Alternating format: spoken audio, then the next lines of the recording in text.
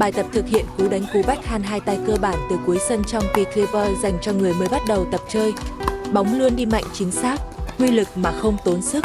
Để biết thêm thông tin chi tiết về các khóa học, bạn hãy nhấc máy lên và gọi điện thoại đến số hotline 0946648848 để được tư vấn trực tiếp miễn phí và xếp lịch học sớm nhất phù hợp với bạn.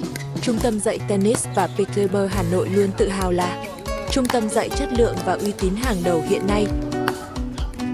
Bài tập thực hiện cú đánh cú backhand hai tay cơ bản từ cuối sân trong pickleball dành cho người mới bắt đầu tập chơi. Bóng luôn đi mạnh chính xác, uy lực mà không tốn sức.